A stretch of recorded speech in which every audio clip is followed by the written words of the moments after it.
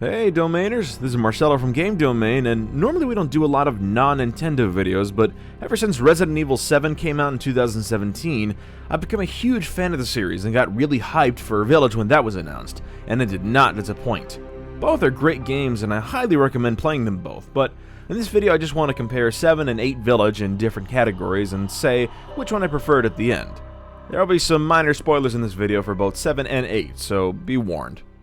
The first category is going to be combat. There really isn't even much discussion for this, it easily goes to Village. Village has more weapon variety, it feels smoother, and you also now have the ability to block and kick enemies back. This was completely absent in 7. 7's combat was fine and rather similar to Village, but Capcom basically took what they did in 7 and just made some necessary improvements to it in 8. The second category we're going to talk about is horror, another one that isn't really that close either. Resident Evil 7 is very much a survival horror game.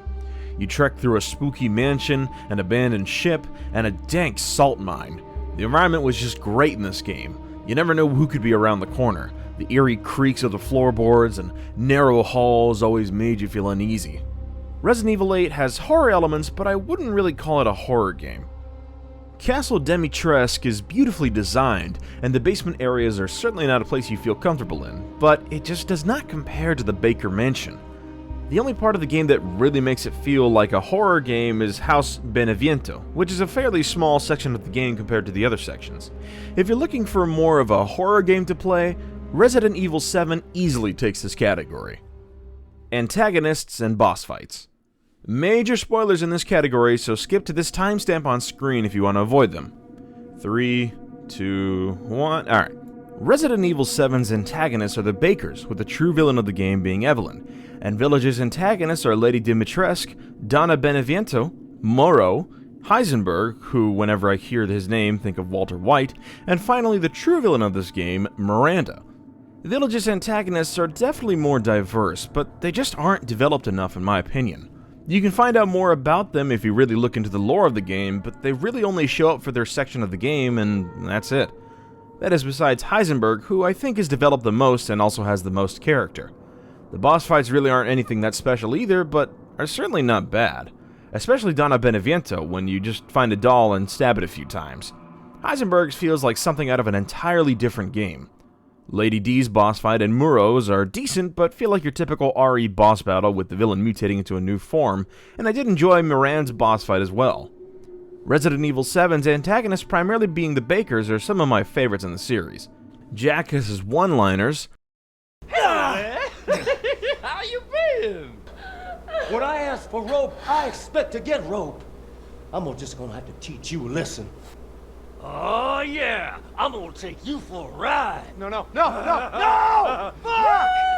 and you have a few fights with him, with each being crazier than the last. The car boss fight in the garage is just over the top, but hilarious. The chainsaw fight is also pretty unique, and then you do finally have the traditional RE boss fight, where the villain mutates into something completely different. And I really like this one. Margaret and Lucas both have character development as well, but especially Lucas. You find out he was crazy even before he got infected. Turns out he was actually working with people on the outside and really wasn't controlled by Evelyn. He makes these saw-like traps in the house and gets even more spotlight in the DLC. Margaret's boss fight is just super disturbing as she uses her swarms of bugs for attacks, and Lucas's boss fight has him becoming a giant mold monster. Finally, for the main antagonist of the game, Evelyn. You learn a lot about her, which also ties into Mia's story and how she got into the Baker Mansion. Her boss fight is pretty crazy as well, as Mia gets involved and becomes the game's biggest set piece. Overall, I do prefer the antagonist and boss fights from 7. Next category is story, and I'm going to try to avoid as many spoilers as I can for this one. I think both games have pretty good stories. Both of them are about Ethan Winters trying to find someone, 7 being his wife and 8 being his daughter. The stories of each game heavily tie into each other, and this category I think is probably the closest of all the categories so far. RE8 I think goes a little over the top even for a Resident Evil game with its story, but it definitely does have plenty of good moments and twists at the end. Then there is also the retconning, which explains more about past events in the RE universe. The story definitely did take more risks, and I think I slightly prefer it to 7's story, but I'm also still not sure. I've been going back on what story I think is better ever since I finished Village. This one's virtually a tie for me right now, and I think each game has something different to offer, and I like different things about the different stories. Up next, we have enemies and their variety. Easy win for Village. Village has just so much variety with its enemies that it may even be the best in terms of it for the entire series. There are different enemies for different environments, while Resident Evil 7 pretty much just has the Moldeds, and I think among Moldeds, they're just like two different versions. It makes sense why that is for Resident Evil 7 takes place, but it was definitely more fun to have some variety. Finally, we have difficulty, and I am going to be talking about the normal difficulty setting for each game. 7's inventory space felt a lot more limited, and you overall just had a lot less ammo and needed to be even more wise with how you would use your bullets. The Moldeds are just complete bullet sponges who you often can't escape to the small space you're in, and the boss fights also give a pretty good challenge. In 8, the only boss fight I ever died in was the final one, which gave me a decent challenge. I don't think I actually ever died in Village in a normal way, meaning outside of a boss fight or scripted scene like when you need to run from the baby, I didn't realize what to do at first.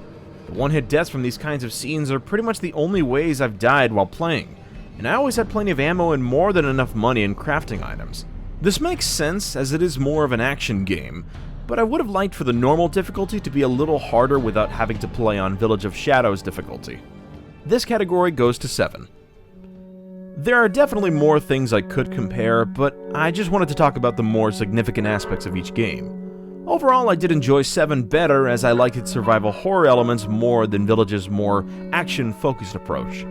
I still loved both games, and my opinion could definitely change maybe after I do some more playthroughs, but for now I do have to give the edge to 7. Let us know what game you liked better in the comments, and if you enjoyed the video, remember to subscribe so you can get notified when we upload new videos. We also have a Discord with close to 800 members if you'd like to join that. This has been Marcelo with Game Domain.